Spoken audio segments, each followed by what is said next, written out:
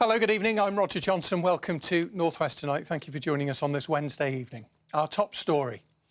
The inquiry into the Southport attacks. Here's that warnings about the killer were missed and red flags were ignored. And a mental health worker who'd assessed the killer asked colleagues to bet what might happen next. Also tonight, Ricky Hatton's hometown pays tribute to a local lad fiercely proud of his roots as a book of condolence for the former boxer is opened. He was just like one of us. He mingled in, he chatted to people, he was just so happy and jolly. The NHS appeals for more blood donors, even lapsed ones, as we look behind the scenes at its life-saving work. No win, no trim. We'll meet the Manchester United fan who's vowed to not cut his hair until his team wins 5 in a row. Lancashire's Iron Man, the former detective who has swapped catching criminals for collecting world titles at the age of 65. And while it was a rather wet start today, it brightened up really nicely and it felt pretty warm this afternoon as well. But there is more rain in the forecast over the next few days. I'll bring you all the details at the end of the programme.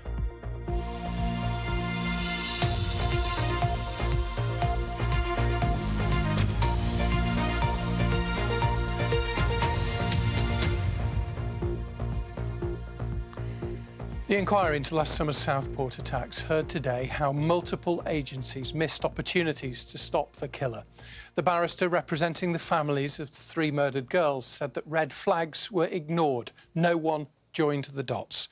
The inquiry was also told how after one assessment of Axel Ruda-Cabana, one professional asked colleagues if they would bet on what he'd do next. His older brother told how he had progressively become more isolated from friends and family. Mairead Smith sent this from the inquiry at Liverpool Town Hall. The inquiry heard from the killer's older brother. In a statement, he said that he was aware that police and other services were involved with him and that he wishes the inquiry to explore whether more could have been done by those agencies to prevent or minimise the risk of the attacks. The older sibling was described to the inquiry as a thoughtful young man of good character and wholly unlike his brother. Once again, the families of Elsie Stancombe, B.B. King and Alice Aguirre criticised the role played by safeguarding services and also the killer's parents. Nicholas Bowen KC read a statement from the Stancombe family. It said, when a parent knows their child is dangerous, allows them to possess weapons and authorities have already visited the home, how is that not neglect? If a child were malnourished or unwashed, social services would act immediately. But when a child is surrounded by weapons, involved in violent behaviour and known to be a threat, the system does nothing. That is a failure. No action was taken. Our daughter paid the price for that failure. The parents of B.B. King cited a chain of failures across systems, across services, across safeguarding.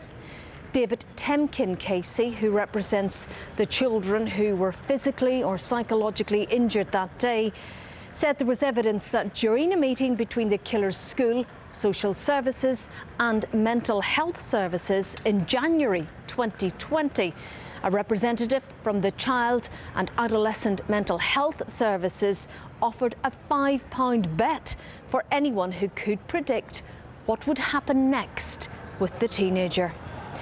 The inquiry will continue here at Liverpool Town Hall on Monday morning. Mairead Smith, BBC North West Tonight in Liverpool. A book of condolence opened at Hyde Town Hall in Greater Manchester this morning for Ricky Hatton. The former world boxing champion was found dead at his home nearby on Sunday morning.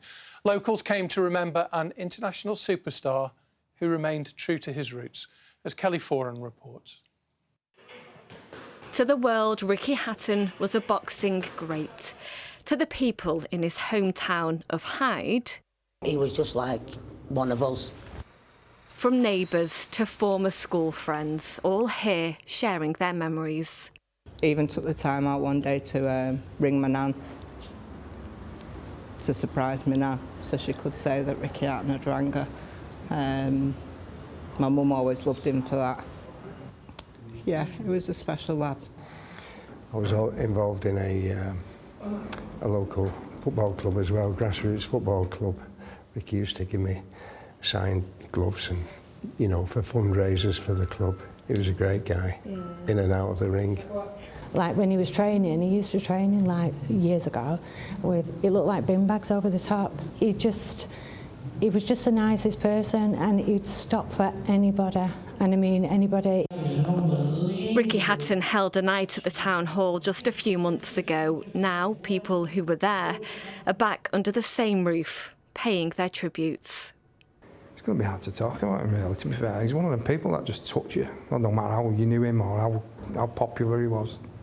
Just unreal, really. Just a local boy, done good, really nice fella. Everybody I've spoken to today has a personal interaction with Ricky. They all say he was such a friendly person. All of the messages will be passed on to Ricky Hatton's family, including his son Campbell, who paid tribute on social media today, saying heartbroken isn't the word. His family said today, "We are all distraught at the events of recent days. To all our knowledge, despite his well-documented struggles, Richard was in a good place. He was excited for the future." Legend is a word that some may argue is overused, but today it jumped from the pages repeatedly. At the end of the day, he's just one of us. He's a genuine person. Like, he grew up on Hattersley. The legacy he leaves is absolutely unreal. The people of Hyde say they want to do him proud, as he has done for them many, many times. Kelly Foran, BBC North West Tonight. Right, here are some of the other stories that are making headlines in the North West tonight. And the parents of Mohanad Abdullahi Goob, who was stabbed to death at Moss Side in Manchester on Monday, say they will not allow his name to be another statistic in the rise of knife crime. They described him as quick to laugh, easy to love, with a ready smile. Another 15-year-old boy has been arrested on suspicion of murder. 4 people, including 2 teenagers, have been arrested after 2 vehicles hit a group of people at a picket line outside the Sellafield nuclear site in Cumbria. A 55-year-old man was seriously injured and taken to hospital. Sellafield staff, who are members of the Unite Union, are striking for 4 days over pay. And the Unite Union claims that workers at firms which supply Jaguar Land Rover are being advised to apply for universal credit. It says that some staff are being sent home with reduced pay or no pay at all as a result of the cyber attack, which forced JLR to shut down its networks and halt production at its Halewood plant. Now, the NHS is appealing for blood donors to come forward to help to address a shortage in supplies and to fill vacant donation appointments in the coming weeks. It's thought that there are many lapsed donors. I was one of them, having not given blood since before the pandemic, and they are keen for those people to get back into the habit of donating. So I took myself off for what turned out to be my 21st donation. Hello, hi, good morning. Are you okay? Yes, very well, thank you. 9 a.m. at the NHS Blood Donation Centre in Manchester. Then make yourself comfortable. There's a drink and biscuit over there, yeah? Thank you very much. It's so long since my last visit, the system's changed and I needed a new donor number. There is a simple screening questionnaire. Take a seat near the window if you go. Sure. And a finger prick test to check your iron levels before the main event. Raise your hand for me. But the whole process usually takes me little more than half an hour. First time nerves sometimes takes a hold, but a lot of them know what they're letting themselves in for when they come in, so it's good. And it actually doesn't hurt? No, it's getting over that thought that it doesn't hurt. I think your finger hurts more than that bit. It does, the little prick to test the iron. Your iron levels, yeah, it definitely hurts more than that bit. When we mentioned blood donation on the programme a few months ago, a couple of people complained about cancelled community sessions. That's often out of the team's control. In the mobile teams, they often struggle with venues issues because we don't use our own venues for mobile donation, and sometimes the church hall might be closed, the heating's not working. People might want to donate closer to home, or they might work in town and they'll come and donate here. So yeah, it's best if people have a variety of options and they can choose which one suits them. This place doesn't have those problems, and there's a warm welcome. Suzanne's been here 35 years, and some of the donors have been helping just as long. Mark, who I met over the post-donation tea and biscuits, is well on the way to 100 donations. My blood could save someone's life, or I'm sure it does save someone's life, and it's needed. So this is what's come out of my arm, courtesy of Suzanne and the amazing team here. And now let's go and see what happens when the blood goes off to be tested. We filter all of them first. The Plymouth Grove Centre in Manchester receives all the donations from across the north. It's the only place in the UK where the blood is donated and processed on the same site. It can handle up to 1,500 donations every day. If, like me, you thought donated blood goes straight into the patient, think again. The red cells, white cells and plasma are manufactured into several products. The plasma is frozen at -80 Celsius. One donation can save 3 lives. From a red cell perspective, this again, from a manufacturing point of view, is a final product. It's got the volume, it's got the additive solution, it's got the storage conditions, still got that unique donation number if we need to track where it came from. And they're stored here in a walk-in fridge before being sent out with a 35-day shelf life. More than 100 staff work in the manufacturing areas, 24 hours a day, 7 days a week. Just across from the testing lab, where every donation is screened to make sure it's safe. At the moment, they're in specific need of O negative and B negative blood, and donors of black heritage. But everyone is welcome, even if they've not seen you for a while. I'm back in harness. If you go to blood.co.uk, if you're interested in helping, they will be very pleased to see you. Now, the Manchester Central MP, Lucy Powell, says that she may have been sacked from her role as the Leader of the House of Commons for telling the Labour leadership a few home truths. She's now standing to be the party's deputy leader, and in her first broadcast interview since the reshuffle, she told the BBC that she wants to bridge the gap between party members and the leadership. I know I'm not really in the in crowd, and I don't really sort of play some of the parlour games, and I had fed back things that maybe weren't, with hindsight, maybe I thought I was doing the job I was supposed to be doing, but maybe that wasn't feedback people wanted to hear.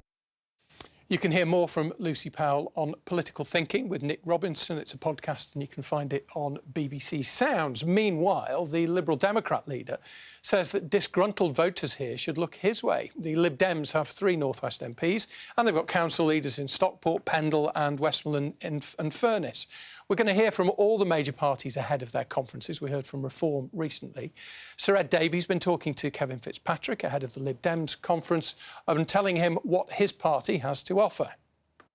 We want to show that we're the party of real change that people want with health and care, with reducing their energy bills so the cost of living is dealt with, and a change that's true to British values, where you have good local community councillors who really understand what's going on in your areas.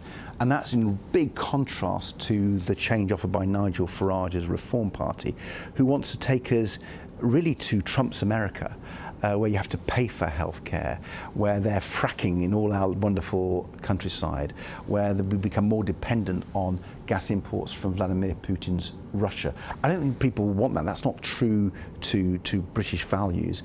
Quite a tense summer in the northwest, though. Asylum seeker hotel protests, debates about patriotism, growing, it would appear, anti-immigration sentiment. How do you speak to that as an internationalist pro-immigration party?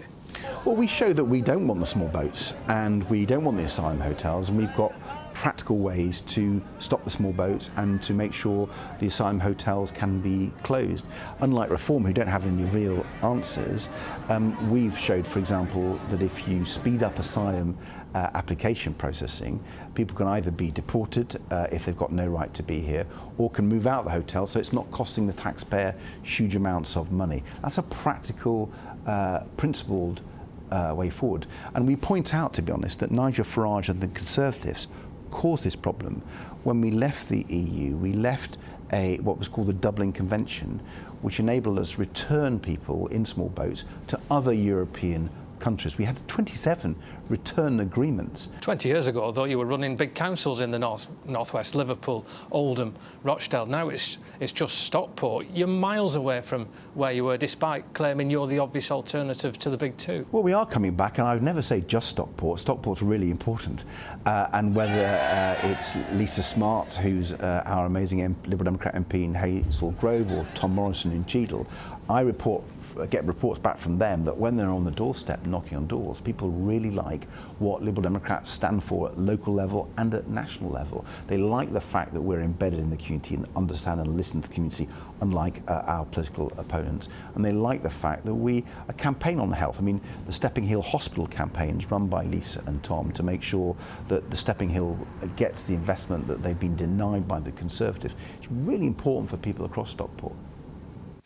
Oh, Sir Ed Davies speaking to Kevin Fitzpatrick. We'll hear from another party leader before the next party conference. Now, here are some of the other stories that people are reading from BBC News this evening. And Liverpool Council says that it has faced repeated cyber attacks by Russian state-funded hackers. But the council reports that so far its security systems have held firm.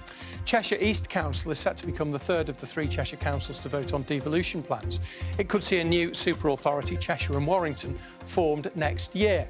And there is a flamingo baby boom at the Curragh Nature Reserve on the Isle of Man. After 18 years without a hatchling, there have been 7 of them in a year. You can find out more at bbc.co.uk/local news, or as always, have a look on the BBC News app. Quick bit of cricket for you. Lancashire have had a good day after rain delayed the start at Emirates Old Trafford today in the County Championship. The visitors Middlesex only added 21 to their overnight total, reaching 211 all out. Tom Aspinwall picking up 4 wickets after Tom Bailey's 4 yesterday. In reply, Lancashire 105 without loss in reply when bad light brought an early end to the day.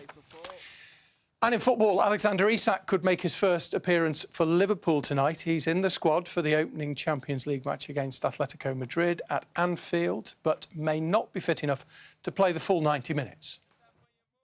I would normally always say 99.9% sure, but I can say it's 100% sure that he will not play 90 minutes. But he's part of the squad, so it's already a Champions League game to look forward to. But if people look forward to his playing time, that could mean that could happen tomorrow as well.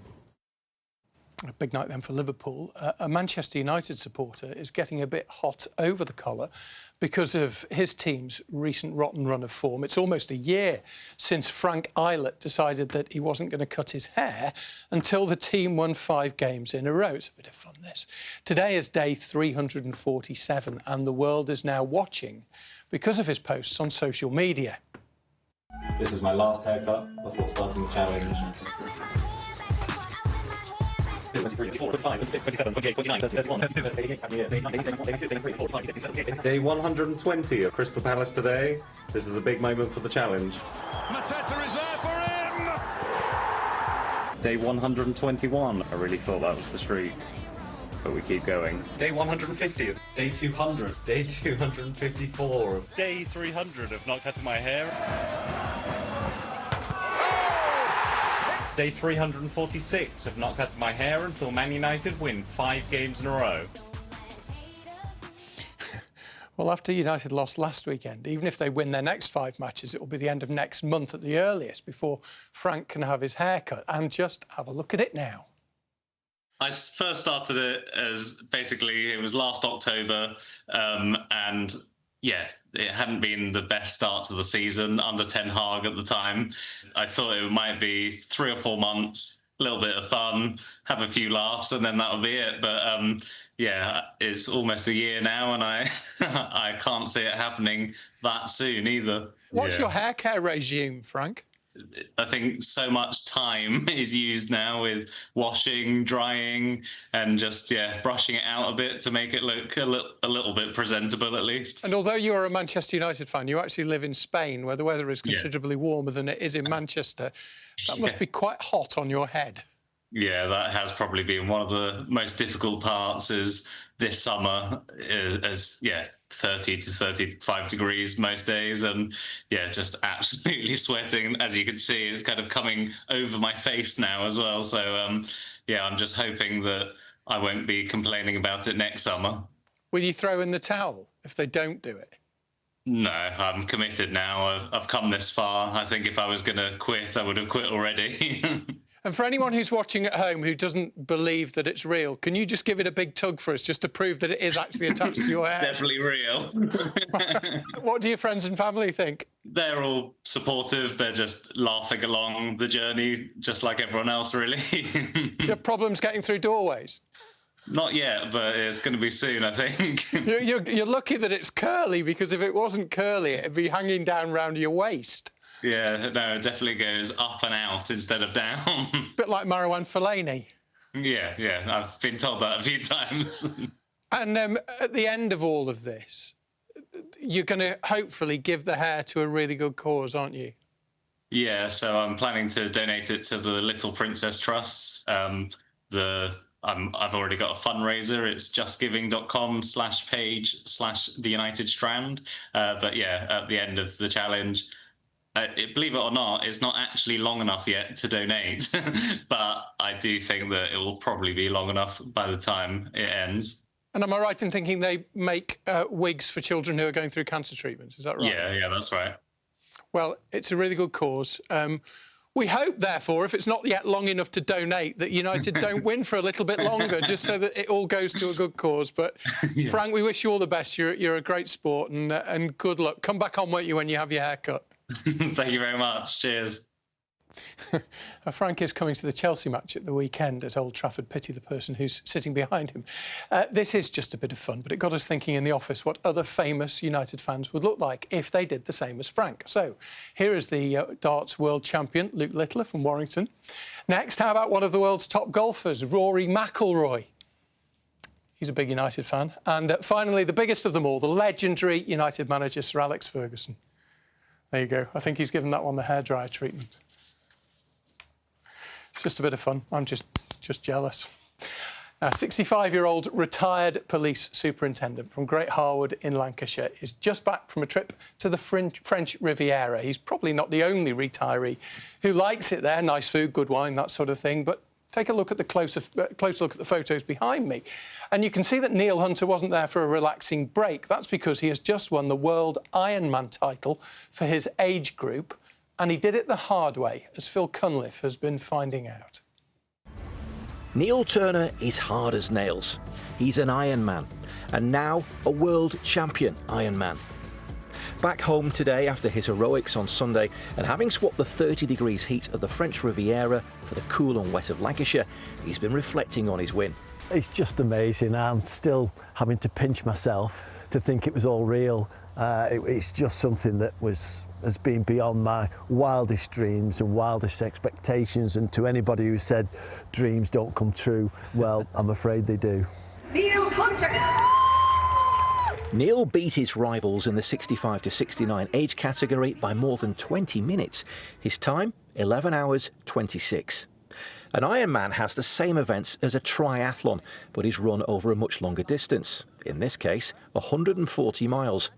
These pictures from the pro race show what Neil was up against. Biggest challenge for me is the swim. I'm not a very good swimmer, and at 5 o'clock Sunday morning, when the Ironman organisers decided it was a non-wetsuit swim, I was filled with anxiety. My race always starts when I'm pleased to get out of the water. The theme of this year's World Ironman Championships was anything is possible. Neil is living proof. This is how he crossed the finish line. It was my Johnny Brownlee moment. I'd run out of energy. I was quite distressed, crashing and banging into the barriers down the finishing line chute. You can now no longer be assisted. And despite my family and friends seeing me so distressed, they couldn't come to my assistance, nor could anybody else. I was just beside myself. I just wanted to get to him and make sure that he was okay. And I did a bit of an Ironman myself. I climbed over a fence and ran to get to him. And yeah, I was just so pleased when he recovered so well and so quickly from it as well. Well, Neil, let's have a look at that medal again. It's a gorgeous looking thing, isn't it? Are you going to try and win that medal again next year? One of the benefits of winning the Ironman World Championship is you do get invited to the following year's championship, which is in Hawaii. So bring it on. Wow. All roads lead to Hawaii and Kona next year. So Nice this year, Hawaii next year. That's not bad, is it? Yeah, I can't wait. So bring it on. The training will remain and I'll be just as ready as ever. Talking of the training, I'll race you home. OK, let's go. Let's go. Come on. In me wellies as well. Phil Cunliffe, BBC North West Tonight, Great Harwood. Phil, that's not much of a contest. Right, let's see what the weather's looking like.